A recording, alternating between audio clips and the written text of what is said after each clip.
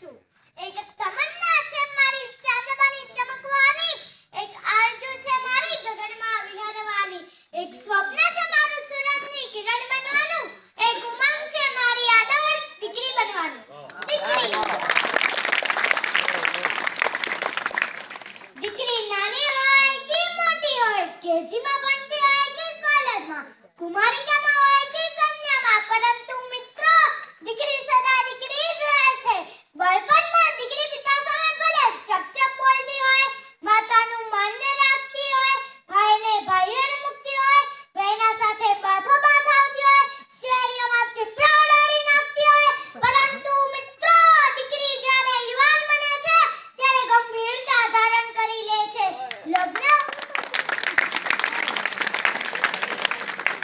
લગ્ન વખતે પીઠી જોઈ સહેલીઓ સાથે આમ તેમ મલકાતી હોય છે. જ્યારે તેને ખબર પડે છે કે મારી આ જાન ગામમાંથી શેરીમાં આવી છે, ત્યારે તને વિચાર થાય છે કે મારે આ વાલનો દરિયો છોડીને આજે પારકાને પોતાના કરવા છે. પીડિયાના તમામ સંભારણને પોતાના હૃદયના એક ખૂણામાં દરવી દે છે. સાસરિયાવાળા કે ગામવાળા પૂછે છે કે વહુ કરિયાવરમાં શું શું લાવ્યા.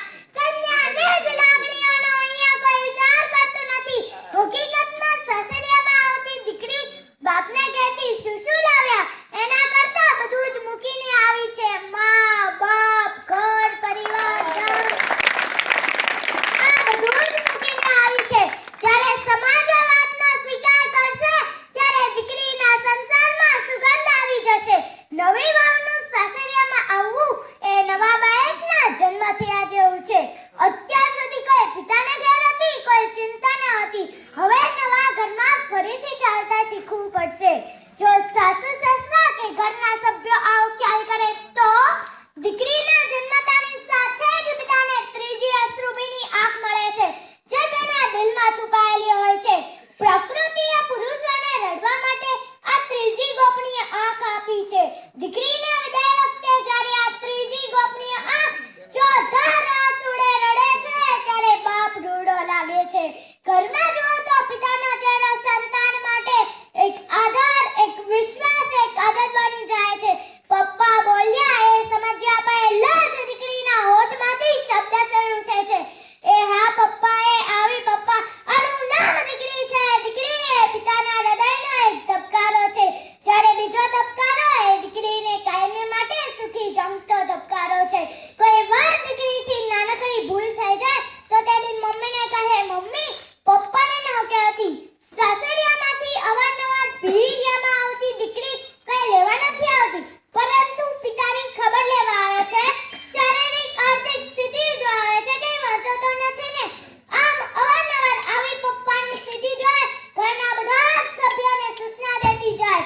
ઓ મમ્મી પપ્પાને આ દવાઈ ચા દેજો. ઓ ભાભી પપ્પાને માપસરનું ગરમ પાણી દેજો. ભઈલા તું પપ્પાને પરેશાન ન કરતો. તારા વિશ્વાસે હું જાઉં છું, તમને કઈ ચિંતા ન થવા દેતો. આમ એક દિવસમાં 1000 કામ થઈ જાય પણ દીકરી પોતાના પિતાને નથી ભૂલતી. હાલમાં પતિદેવ એમ કહે કે ચાલ આજે પપ્પાને ફોન કરી તેને ખબર અંતર લઈએ. ત્યારે દીકરી ખૂબ રાજી થાય છે. પતિમાં તેને પરમેશ્વર દેખાય છે. મારી ઈશ્વરને એક પ્રાર્થના કે કોઈ પણ દીકરીને એના પિતાથી એટલી દૂર ન મોકલતા કે શિયાળાની તાતી ઠંડી હોય, ચોમાસાની મેઘલી રાત હોય અને પપ્પાના છેલ્લા શ્વાસ હોય પણ દીકરી પોતાના પિતાને ચમચી પાણી નથી પીવડાવી શકતી.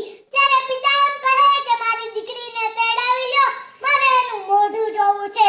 છેલ્લી વખત ખરેખર મિત્રો આ પૃથ્વી પર જે દીકરીના માતા પિતા છે તેઓને મારા વતી કોટી કોટી વંદન. આ અનમોલ રત્ન છે દીકરી. गगन की शोभा सितारों से होती है, नदी की शोभा किनारों से होती है, पुष्प की शोभा सुवासों से होती है, घर की शोभा बेटी से होती है, घर की शोभा बेटी से होती है. जो ઘોડામાં ફૂલો ઉગાડ્યા હશે તો આંગણું ખુશબુદાર બની જશે, પણ જો ઘરમાં એક દીકરી હશે તો જિંદગી જ ખુશબુદાર બની જશે. આજનો મારો વિષય છે સ્ત્રી ભ્રૂણ હત્યા. આજે હું તમને એક અજન્મેલી દીકરીની વેદના કહીશ. એક અજન્મેલી દીકરીએ પોતાની માતાને લખેલો પત્ર. હું ખુશ છું અને ભગવાનને પણ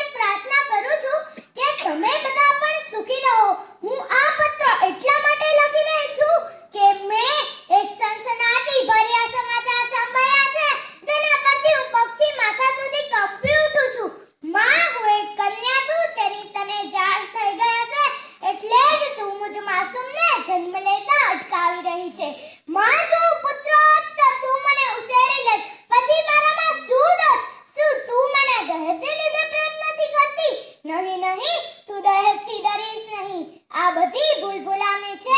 થોડીક કોશિશ તું કરજે, થોડીક કોશિશ હું કરીશ. મોટી થઈને મારા પગ પર થઈ જઈશ. પછી દહેજે કોઈ મોટી વાત નહીં રહે, તેનો ડર નહીં રહે. જોજે માં, મારા હાથમાં પણ મહેંદી લાગશે, શરણાઈઓ વાગશે અને તારા આંગણાનો એક પંખી બનીને હું ઉડી જઈશ. તું મને અત્યારથી ન ઉડાડ. હું તારો પ્રેમી છું. માં, એક પુત્ર માટે કોઈ માસૂમ પુત્રીનો બલિ આપવો એ કેટલી હદ સુધી યોગ્ય છે? આ કરે મહાપાપ તારા અને તારા પુત્ર માથે જ જશે. નહીં નહીં, આમ ક્યારેય ન થવા દેતી માં, મારી પ્યારી માં. બસ હવે કૃપા કરી મને જન્મ લેવા દે. મને મારીશ નહીં, મને તારા બાગનો એક ગુલાબનું ફૂલ બનીને ખીલવા દે. મને કરમાવીશ નહીં.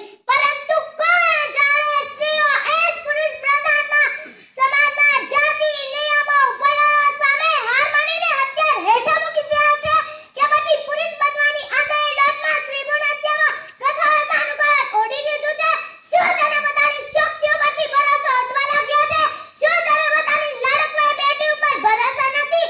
જો તેવો જો તો ધિક્કાર છે નારી શક્તિને, ધિક્કાર છે શ્રીભુન હત્યા કરનાર માતાને અને ધિક્કાર છે તેના માથુ તત્વને.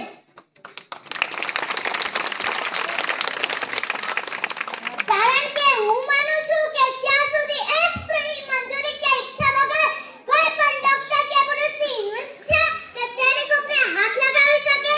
અને દીકરી એ લક્ષ્મીનું સ્વરૂપ છે. દીકરીની ઝગમગતી દ્રષ્ટિ સામે લાખો સૂર્યની રોશની પણ ઝાંખી પડી જાય છે. આવું લડકવાયું પુત્ર એટલે જ દીકરી. માતા એટલે વાત્સલ્યનું ઝરણું, પત્ની એટલે પ્રેમનું ઝરણું, પરંતુ દીકરી એટલે વહાલનો દરિયો કહેવાય છે.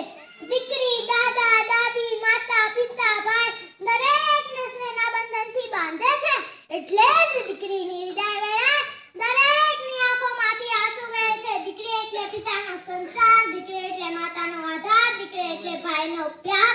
આવો ત્રિવેણી